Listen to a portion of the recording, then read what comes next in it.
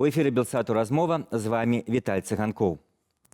Александр Лукашенко не так давно выдал указ, паводле якога у выпадку его гвалтоўнай смерти улада павінна перайсці ў Раду бяспекі.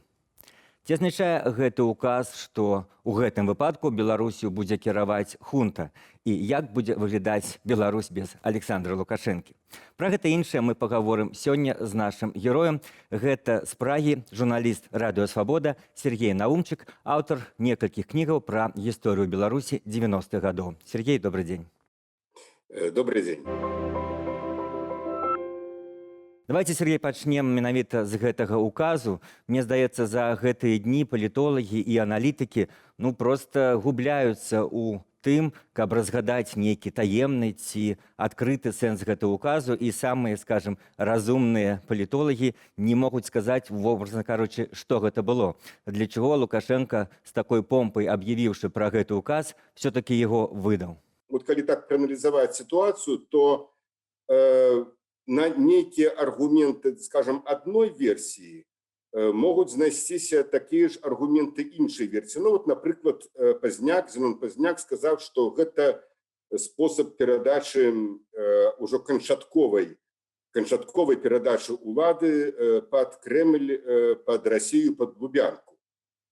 Тут іншыя могуць запярэчыць і запярэчваюць, што наадварот Лукашенко гэта робіць пасля сустрэчы з Пуціным, што менавіта пасля сустрэчы з Пуціным ён зрабіў тады першы раз такую заяву, што ён прыме дэкрэт. Маўляў, нешта на гэтай сустрэчы з Пуціным такое адбылося, што ён бароніцца якраз такі ад Расіі. Можна аргументы прывесці і на тую версію, на другую версію. Я больш схільны думаць, што якраз такі Лукашенко знаходзіцца практычна пад поўным зараз кантролем з боку Расіі, з боку Кремля, з боку Пуціна. Гэта адно. Па-другое, вы ўжылі, што ў выпадку ягонай гібелі ці смерці, так сказаць, скажем, знікнення з пасады прэзідэнта, гвалтоўнага знікнення, да улады можа прыйсці хунта. А ўзнікае пытанне, уласна, а што зараз? Хто зараз кіруе? Вот тыя метады, якія мы бачым на вуліцы... Абмежавана Канстытуцыі, і многія ўжо адзначылі, што гэты дэкрэт у сваёй сутнасці і суперечыць Канстытуцыі, і стварае проста нейкі прававой беспарадак, калі незразумела, што все-таки павінна дзейнічаць. Вот калі выявіць ту сітуацыю, што сапраўды Лукашенко знікае па тых прычынах, якія ў дэкрэты абазначаны, то гэты Рада бяспекі збіраецца і яна думае, што ж выконваць, альбо дэкрэт, альбо Канстытуцыю. Паводле дэкрэту ўлада пераходзіць ім, паводле Канстытуцыі яна пераходзіць прэм'ер-міністру. Пра слова «Канстытуцыя» мы ўжо вельмі давно у кантэксце беларускіх рэалій вымаўляем як нешта вельмі абстрактна. Канстытуцыя не выконваецца давно, і самыя элементарныя правы. Практычна мы можам канстатаваць, што так, зараз кіруе краінай хунта Канстытуцыю не выконвае ніколі. Калі так разгледзець, як вы прапануеце, Лукашенку забіваюць і улада пераходзіць да Рады бяспекі, то тут варта паглядзець на гісторыю, нават на гісторыю савецкага перыяду. Я весь час, усе гэтыя 20 апошніх гадоў, як Лукашенко прыйшоў да ўлады, казаў, чытайце пра Сталіна, чытайце гэтую правдзівую гісторыю СССР. Можна чытаць і нацысцкую гісторыю, можна глядзець і далей, але хаця б гэта. Паглядзіце, ніколі там, дзе, калі, скажем, існаваў Савецкі Саюз, калі гэта была найбольш жорсткая такая форма дыктатарская пры Сталіне, як правіла, нейкія калегіяльныя органы, там Палітбюро ЦК, там Прэзідыум ЦК, як ён часта называўся, ці ввогуле ЦК, мінімальна што вырашалі. Вырашаў пераважна адзін Сталін. Пазней, так сказаць, у больш мяккай форме вырашалі ці Хрушчов, ці Брэжнеў, ці там Андропаў, і яшчэ вырашаў апарат.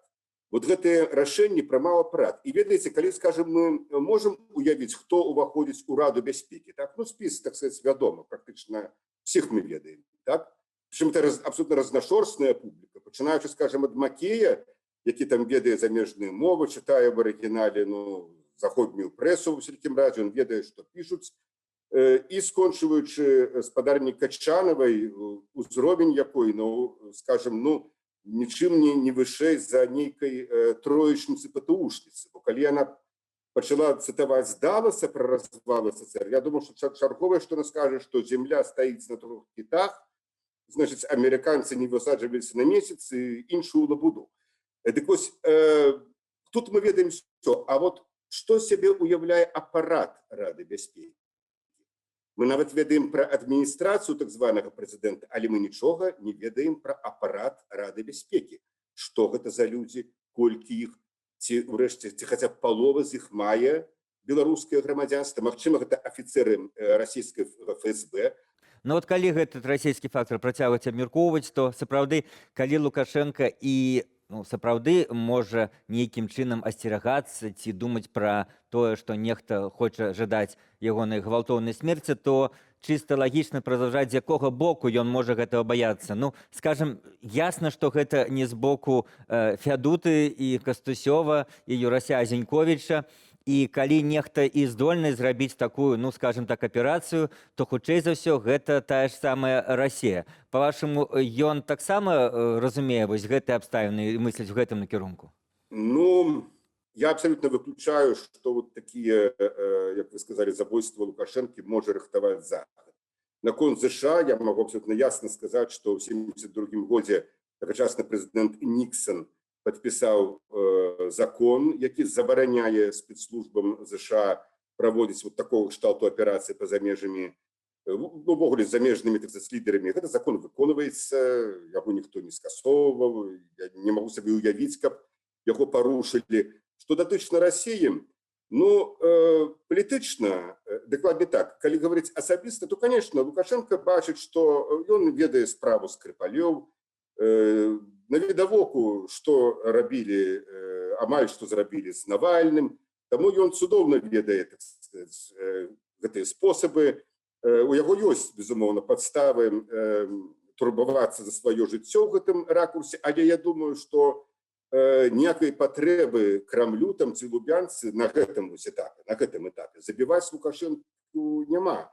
Ён цалкам ім паслухмяны, ён цалкам выконвае все тое, што яны кажуць. Галоўнае, што ён знішчыў проста, загнаў у падполле, загнаў у гета нацыянальна-дэмакратычныя сілы, што ён проста знівеляваў все, што звязана з нацыянальным адраджэннем, это яшчэ з 95-94 года, ён цалкам взяў пад кантроль краіну, ён задушыў, патапіў у крыві пратэсты. Гэта абсалютна гатовая тэрыторыя для далучэння да Расіі. Дастаткова ўвесці сюды, так сказать, некалькі, да нават не трэба ўводзіць там Росгвардыю ці штосьці такое. Все тое, што хоча Путін, зробяць сілавыя структуры. Прычым і армія, і КДБ, і так званая міліцыя, вот гэтыя все кіраўнікі, Тэртель, там, хто там міністр зараз абароны, унутрых справ, я абсолютно перакананы, што яны за секунду просто здадуць Беларусь і, так сказать, адказыряюць Пуціну і падымуць гэты трыколар.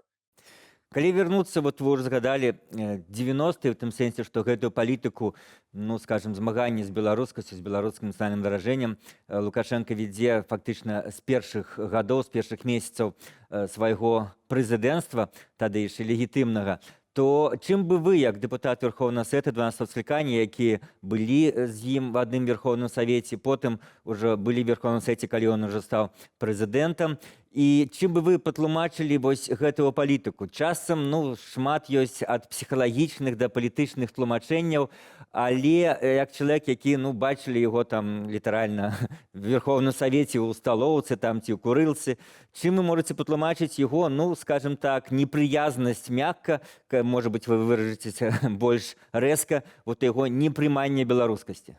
Ну, во-первых, когда вот вы закранули психологичные моменты, то я думаю, что вот все, что мы назираем эти 27 годов, это, конечно, вынік вялізнай психологичной травмы, якая Лукашенко была нанесена ў дзяцінстве. Ён рос без бацькі, і гэта была вёска, забітая вёска магілёўская, і можна сабе ўявіць, як яго называлі, як яго крыўдзілі. У яго затаілася, просто была за гэтыя гады загнаная, так сказать, ну, такая ядерная злоба на ўвесь свет. І вот зараз ён усім просто помсціць.